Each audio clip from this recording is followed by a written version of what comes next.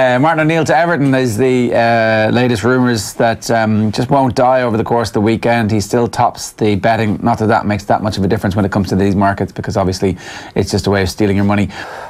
Everton have obviously been on the hunt for Marco Silva.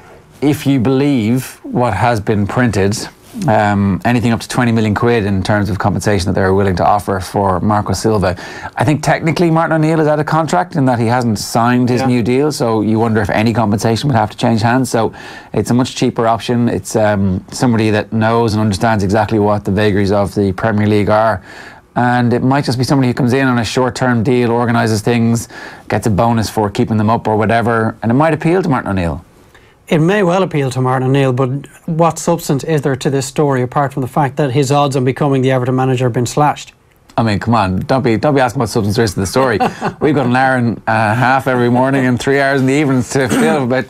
That's the whole point of this thing. Well, look, we live in a world where a couple of hefty bets on any particular 50 quid is probably enough to change it. Yeah, maybe not even necessarily hefty. It can be enough to bring the odds way down, because it's almost like a run on the banks. Some of the bookmakers just start to fear there might actually be. Did you say there's been a run on the banks, Dave? Don't worry, we're long before the gates are opening at 9 o'clock. I would be very doubtful as to what substance is behind it. I'd be amazed if he is the choice of Everton to maybe not necessarily bring it forward in the medium term, so they wanted, even in the short term. They wanted Marco Silva and they wanted Thomas Tuchel, and Diego Simeone had to come out and go, I'm not joining Everton. What are you talking about? Last week in a statement, which was like, I'm definitely staying at Atletico for the end of my contract, and I'm definitely not joining Everton, which seemed like a random kind of dig at Everton for no apparent reason. So, you know, you start going down the list and like, it's exactly, say Martin O'Neill was to take the job in this hypothetical situation, who the hell do we get to manage Ireland? Well, see, that's a really different question, isn't it? I would go to one of the guys who should have been considered for the Everton job and probably would have now be Everton manager if they hadn't so publicly chased and courted Marco Silva, and that's Sam Allardyce, because I think he's the perfect guy. If you just do what West Ham have done with David Moyes, you're not quite sure where you want to go in the medium to long term, so you'd bring David Moyes in for the end of the season to get you relegated. Well, for West Ham, we're thinking to keep them up, and you get a nice hefty bonus for keeping them in the Premier League. Then he can decide if he does manage to stay up, and if they do it with a bit of style, he'll have a number of suitors. He can probably look a little bigger in terms of ambitions. West Ham can offer him a contract if they want him. I think Everton should have done that with Sam Allardyce, and they could still be doing that with Allardyce if they hadn't publicly gone after Marco Silva, to the point where Silva in a press conference didn't deflect the question on his future and said, well, look, it's up to Watford and Everton to talk, pretty much saying, I want the Everton job, so you guys get a deal done. And then Sam Allardyce, someone like Sean Dyche, suddenly publicly they're sloppy seconds and they're not interested. Okay, what I'm going to leave aside the use of the sloppy seconds just for a second, right? We'll come back to that maybe off air. Why does anybody care how you get the job when ultimately how you get the job is irrelevant? It's how you do in the job. So if you're Sean Dyche and you actually want that job, the fact that they wanted somebody else first, it doesn't matter, because once they get you, they're stuck with you. They can't fail.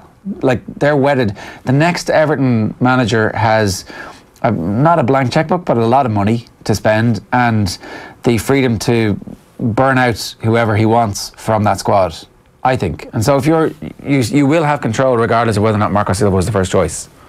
I think to someone like Sam Allardyce it matters.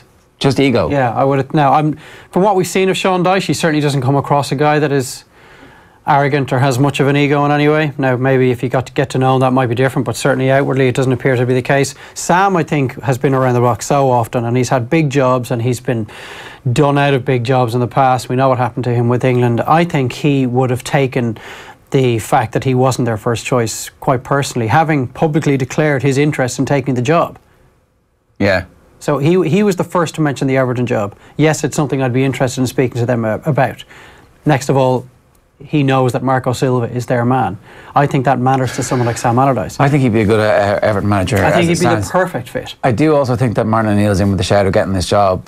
From Everton's perspective, I would say they're looking at what he's done with Ireland and think, okay, and they look back to his time at Villa. His time at Sunderland, I think, not that he gets a free pass on, but that ultimately he's recovered from that, and so it's not what everybody remembers, and everybody understands Ella Short and Sunderland is a basket case. Look where they are now. Things haven't exactly improved for them.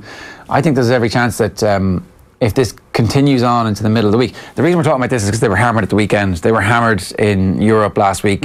Things have gone absolutely tits up from 9 goals in 2 games. Yeah, so like, is that squad so bad?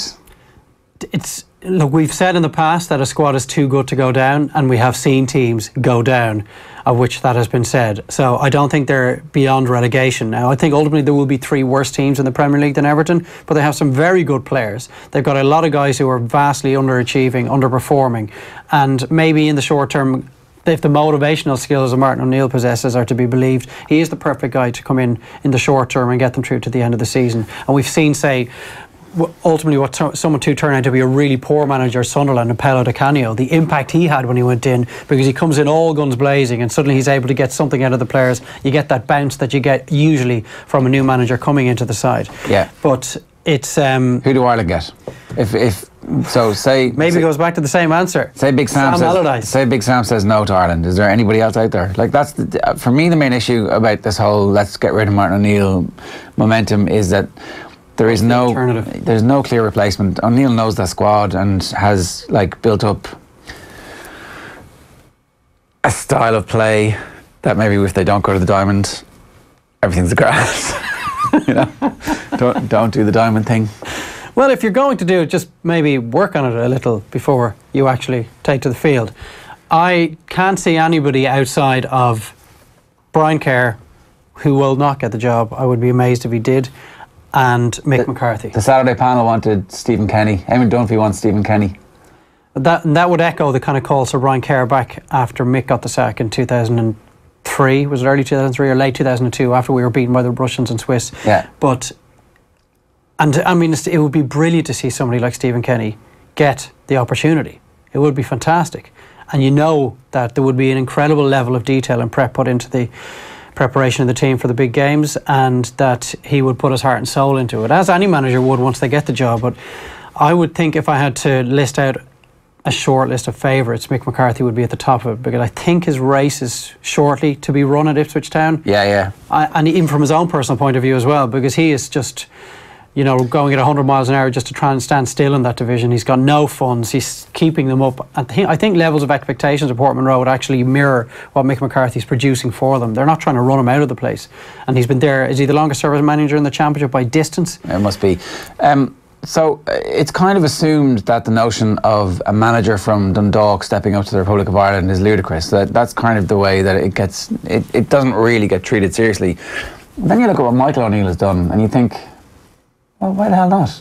There's no reason. I don't think there's a real cogent argument as to why someone like Stephen Kenny could not do the Irish job successfully. There would have been if he hadn't had European success. It was like, well, you know, let's see you step up to a bigger stage. And then they step up to a bigger stage and they do really well, and like the style of play is great. With O'Neill, yeah, with Michael O'Neill, and that was enough. That was really what they needed to see. It's not like they've gone to the Scottish Premier League and managed a mediocre team to finish 4th. Like, ultimately, how great an achievement is that anyway? You know? And he does have experience from Scotland as well. It's actually a well-rounded CV that Stephen Kenny has. If I had to pick somebody, I would like to go to him. I would think it would just be a brilliant seal of approval, stamp of approval for the League of Ireland, and it would show that we're actually not that blinkered when it comes to appointing new manager. You don't always have to look over across the water and see who's hanging around there that doesn't have a job, and probably doesn't have a job for a reason. Yeah, now it would be a chance for us to kind of revisit that whole notion of the integration of the League of Ireland with the football culture that Irish fans have, and kind of remind everybody that it's worth trying to re-engage with the grassroots. A very difficult thing to do, but there was a picture of an Athlone player doing a somersault, having won, I think, the under-15 National League last night. It's the first League of Ireland title for Athlone in 4 divisions. It's in one of the newspapers. Apologies for not remembering. I think it might be the Examiner. And you just kind of realise that actually there are little green shoots of proper organisation happening at underage level, that it might take 10 years for things to actually filter up, but maybe you can accelerate that process by finding somebody from within the league to get involved. We asked you on Twitter if you'd be disappointed if Martin O'Neill left. No Republic of Ireland game until 2019. Could Martin O'Neill be a stopgap, says Eamon Duggan. Yes, he's given us some great moments and overall has done a great job. I think the immediate anger of the 5-1 subsides and people go, who do we get to replace him? Is Roy Keane the man? I mean, he'd be the obvious person in the first he'd be the obvious person, right? Yeah, continuity, is that the word we're looking for if Roy Keane steps into Martin O'Neill's shoes? If Martin O'Neill goes, Keane will walk. He has no chance of managing Ireland yet, says Conor Collins. And if Martin O'Neill goes, does Roy Keane take over? Asks Kieran O'D. I suspect that maybe the FAI would look to appoint him because it's continuity and it's also box office, and you can sell to your sponsors much easier Martin O'Neill than Stephen Kenny, and ultimately a lot of this comes down to money. I don't know if the outcome is guaranteed to be any better. I don't think it is. It's very hard to know how Roy Keane would fare as the manager in his own right. But I guess all you're looking to use is the body of evidence from his time as a club manager, which was clearly mixed. Would Roy Keane be happy enough to just take them every 3 or 4 months? And I don't know. Plus, we don't really know what kind of a role he has within the setup. We're only hearing little trinkets from players about how great he is to have around, and Martin O'Neill about what a great job he's done, and he's got more than he could ever have expected from him. Would he be a better manager for Ireland than Martin O'Neill? Again, the stopgap measure is a good point by one of our viewers there, that there's no reason why he can't take the Everton job till May. Keep them up and then just come back to Ireland. Yeah. Absolutely no reason. Well, you'd like the next 6 months to be spent watching the younger players and meeting them and saying, look, you're part of my thoughts and this is what you need to do. The way that Joe Schmidt gives work-ons to players, no?